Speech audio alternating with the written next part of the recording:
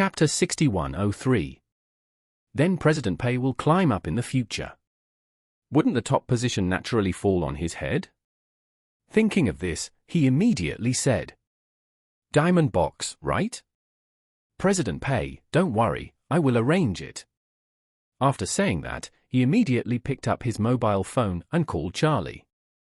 At this time, Charlie was at the Champs Elysees hot spring villa, guarding Nanako and practicing the control of spiritual energy.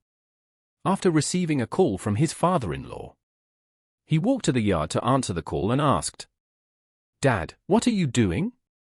Jacob said, "Son-in-law, I want to ask you a favor." Charlie said, "Why are you being so polite?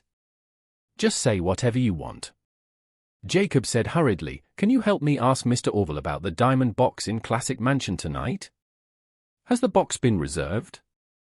If not, can a friend of mine use it? He wanted to book a gold box after looking for connections, but he was cheated. He happened to invite me to dinner tonight, so he asked me for help. I can't shirk it." When Charlie heard that it was such a trivial matter, he said casually, "Okay, Dad, wait a moment, I will call their boss. As long as the diamond box is not booked tonight, it will be fine." Jacob was very excited and said quickly, "That's great. I'm waiting for your confirmation, son-in-law." The matter of a diamond box was extremely simple for Charlie. He called Orville and asked about the availability of the diamond box. In fact, Orville had already terminated the diamond box reservation service in case Charlie had any unexpected needs. So the diamond box tonight was naturally vacant. So Charlie asked him to reserve the diamond box in advance in the name of his father-in-law. When Orville heard that Charlie's father-in-law was going, he immediately put down what he was doing and prepared to rush to Classic Mansion in person to serve. It can be said that he was given enough face. Seeing that things had been arranged, Charlie was about to call his father-in-law. Unexpectedly, Orville said to Charlie on the phone, "Master Wade, please do your work first. I can just inform your father-in-law about this little matter.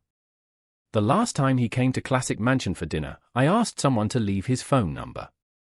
"Okay." Charlie smiled and said, "Then tell him, and I won't worry about it." Mr. Pei at this time asked Jacob nervously, "Jacob, can this happen?" Jacob patted his chest and said, "Don't worry, my son-in-law will definitely be able to take action." Just as he said that, an unfamiliar number called. When he answered the phone, he heard a somewhat familiar voice, but he couldn't remember who it was at the moment and said, "Are you Mr. Jacob Wilson?" Jacob hummed, "It's me, who are you?" Orville said respectfully on the other end of the phone, "Hello, Mr. Wilson, I am Orville Hong, the boss of Classic Mansion. I wonder if you still remember me?" As soon as Jacob heard that the other party announced that it was Orville, he immediately turned on the speaker excitedly and said, "Hello, Orville. Of course, I remember you." President Pei's eyes suddenly lit up when he heard Jacob saying Orville. As soon as the light came on, he quickly asked in a low voice, "Is it Mr. Hong?" Jacob nodded repeatedly, his vanity suddenly filled up at this moment. President Pei was also very excited and quickly came over to wait to hear what Orville had to say. At this time, Orville said very humbly, "Please don't be polite with me, Mr. Wilson, I am just a junior." President Pei was completely shocked, thinking that this Jacob is so awesome.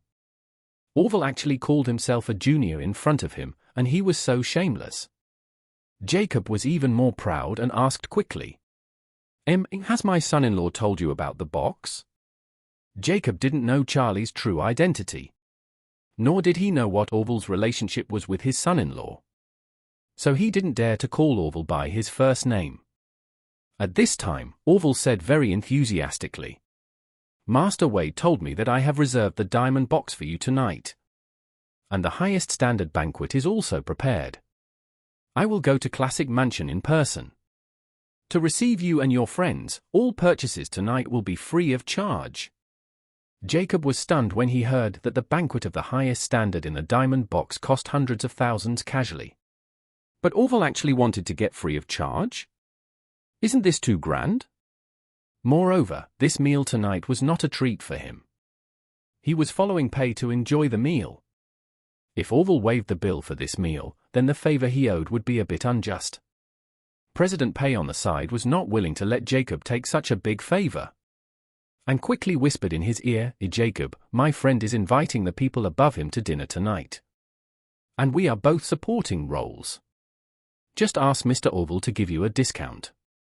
If Mr. Orville waives the bill for your sake, those people who were invited will not accept my friend's kindness, and then his treat will be in vain. After that, President Pei said again, if Mr. Orville can give you a discount for your sake, those invited will also have to accept my friend's favor. And my friend will also ask you to help book a box and also. As for the discount, I appreciate your favor, and I will even acknowledge this favor for it. This way, not only will no one will get hurt, but everyone will benefit. And you won't owe Mr. Hong a favor for a meal. What a win! Jacob understood the meaning immediately and said quickly, Orville, it's my friend who's treating me tonight. I don't want to overwhelm the guest. I'd be very grateful if you could give me a discount.